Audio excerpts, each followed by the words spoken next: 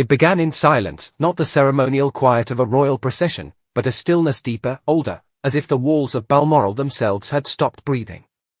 King Charles III, who had withstood a lifetime of burdens with a spine forged in duty, was gone. The news came not with trumpet blasts, but hushed murmurs in stone corridors. His body, once strengthened by decades of polo, duty, and conviction, had yielded in the early hours to an illness that had long stalked him like a shadow behind the throne. And so it was that Princess Catherine, still clad in the dark veils of mourning, stood at the precipice of a new age. The palace had barely confirmed the king's passing before the machinery of monarchy roared to life. Flags lowered, black coats replaced ceremonial sashes, and within the walls of Anmer Hall, a woman who never sought a crown now found herself at the heart of it. Her children were still asleep. William, silent and still, sat beside the window as if waiting for history to begin writing again. But history had already shifted. In those first days, the public grieved openly, lining streets with tulips and oak branches, tributes to a king who had spent decades warning them of a planet in peril. Yet behind the wrought iron gates, preparations for a coronation moved with a kind of ancient inevitability. The last words of King Charles lingered only in the memories of a few, but the future, hers, could no longer wait. Westminster Abbey was chosen, not simply for tradition, but for the echoes it held, from Elizabeth, from George, from every sovereign crowned in silent grandeur. Catherine rehearsed alone some nights, her speech notes trembling slightly in her hands, not from fear, but from the unbearable weight of inheritance. She had studied the address Elizabeth gave in 1953, not to mimic it, but to find the heartbeat of continuity. Still, she would speak differently, not as a monarch born, but as a woman called. The day broke clear, the abbey bathed in soft gold light, and London streets rippled with flags, some in grief, others in hope.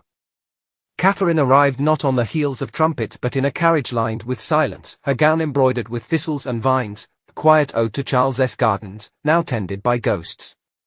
Inside, the rituals unfolded, the oil touched her brow. The crown, once prepared for another head, settled upon hers. The air tightened, and then she stood, not as Princess of Wales, not as daughter-in-law, not as consort, but as Queen Catherine. And yet, it was not the crown that made her reign begin. It was her voice. When she stepped onto the Buckingham balcony, flanked by William and the children who had barely slept since their grandfather's final breath, she faced not just a sea of faces but a storm of expectancy. The wind lifted her veil slightly as if even the sky leaned in. "I stand," she began, "in the shadow of a legacy both tender and unyielding." Each word stitched with memory. She spoke not of politics, not of glory, but of Charles. Of the man who had given his breath to the forests, his time to reconciliation, and his final days to quiet reflection.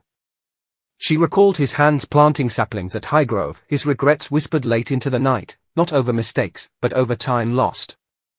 Her voice did not falter, but it trembled, just enough for the world to feel it. And then came the words that would redraw the court's invisible map. "Princess Anne," she said, turning slightly toward the figure beside her, "will be the right hand of this reign." A declaration cloaked in simplicity, but loaded with centuries of unspoken meaning. Anne, whose loyalty had been unbroken, whose name had never needed headlines, now stood beside the crown, not behind it. It was not a promotion. It was a restoration. Gasps rippled through analysts and insiders. Some whispered of a silent reshaping of the monarchy's inner structure. Others saw it as the last promise Charles made, kept by the woman he called daughter. And still, Catherine continued. She spoke of resilience, of childhood, of the mental cracks hidden beneath royal smiles. She mentioned the laughter Charles brought to quiet family evenings, the way he insisted on organic strawberries even in winter. She painted him not as a monarch lost, but as a grandfather remembered. The speech, under 10 minutes, felt like a lifetime folded into a moment.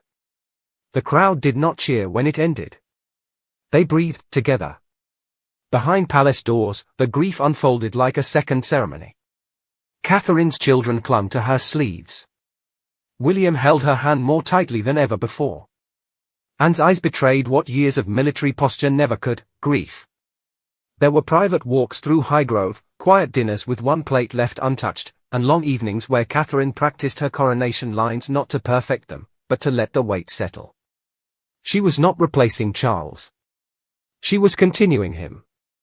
And took on duties not assigned but felt, stepping into briefings, revisiting projects left mid-sentence, holding court not in grandeur but in discipline.